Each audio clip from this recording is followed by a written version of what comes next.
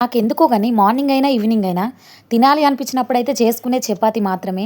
ఎందుకంటే వేడి వేడిగా చపాతీ చేసుకుంటే ఏ కూరలకైనా తినొచ్చు, కథ గడపచ్చని. సో, చపాతీలా నాకొక ముచ్చట గుర్తుకత్తది. దోసలైనా, చపాతీలైనా ఎవరైనా చుట్టాలున్నప్పుడే అవి హ్యాండ్ ఇత్తయి. అవునా కాదా? ఎందుకిట్లా అంటన్నా అంటే, ఎవరైనా చుట్టాలు గిట్లా అచ్చినప్పుడే మన ఇల్లంతా అంగడి 600, గుంగడి 700 ఉంటది. చుట్టాలు రానప్పుడేమో ఎంత పద్ధతిగా, ఎంత నీట్‌గా, పిల్లలు గూడా ఎంత నీట్‌గా, ఎంత పీస్‌ఫుల్‌గా ఉంటదంటే అంత పీస్‌ఫుల్‌గా ఉంటదన్నట్టు. ఇక చుట్టాలు వచ్చిర్రు అంటే అంతకు ముందు మనకు చాతనగాకనో, లేకపోతే ఎట్లనో ఏం కథనో తెలవదు గానీ, అంగడి 600 ఉంటది ఇల్లంతా. అవునా కాదా? ఇటువంటి సిట్యుయేషన్స్ మీరు ఫేస్ చేసిర్రా? చేయలేదా? ఒకసారి నాకైతే కామెంట్ పెట్టుర్రి. నేనైతే బొచ్చడు చేసినుల్లా. నిజంగా ఈ విషయంలో నవ్వాలో, ఏడవాలో నాకైతే అర్థమైతలేదు. ప్రెజెంట్ అయితే నవ్వుతా. ఏందంటే చుట్టాలు ఇయాల వచ్చిర్రంటే అంటే ఎవరైనా నచ్చిర్రంటే ఇంటికి చూడ్డానికైనా లేకపోతే ఎవరైనా మాట్లాడడానికా చుట్టాలనే కాదు.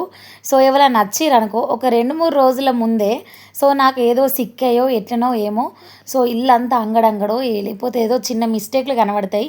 అట్లుంటదన్నట్టు. నేనిగ వాళ్ళొచ్చిన తర్వాత ఏమన్నా అన్నా గూడా, వాళ్ళేమైనా ఫీల్ అయినట్టు నాకు అనిపించినా గూడా, అప్పుడు నేను లోపల స్ట్రగుల్ అయ్యేది ఏంటిది అంటే, అబ్బా! మొన్నటిదాకా నీట్‌గుండే ఇల్లు, ఈ సిచ్యువేషన్‌లోనే ఇట్లా లేకపోతే ఈ మూమెంట్‌లోనే ఇట్లా అని నేను ఫుల్లు బాధపడతా. ఎందుకంటే ఇగ ఎంత కష్టపడ్డా గూడా పిల్లలున్న కాడ సో, అదంతా మామూలే అని ఎవ్వరూ అనుకోరు. ఏదో ఒకటి అనేసే పోతారు. సో, అట్లా మన మదర్‌హుడ్‌లా ఎప్పుడన్నా మీ డే రొటీన్‌లో ఎప్పుడన్నా ఇట్లా ఫీల్ అయ్యిర్రా? ఇటువంటి స్ట్రగుల్స్ ఫేస్ చేసిర్రా? అనేది నాకైతే చెప్పుర్రి. ఈ రొట్టెల కథను, ఆ ఇంటి కథనైతే నిజంగా బరాబర్ సెట్ అయిందిల్లా. ఇవి గూడా రొట్టెలైనా గూడా, దోసలైనా మందున్నప్పుడే మంచిగా చేయరావు, మంచిగా రావు. మందు లేనప్పుడేమో మంచిగా అందంగా సానిగా అత్తయి. ఇగో గిదుల్లా ముచ్చట. మీరు నిజంగా గిట్లా ఫీల్ అయ్యేదుంటే నాకు కామెంట్ పెట్టుర్రులా.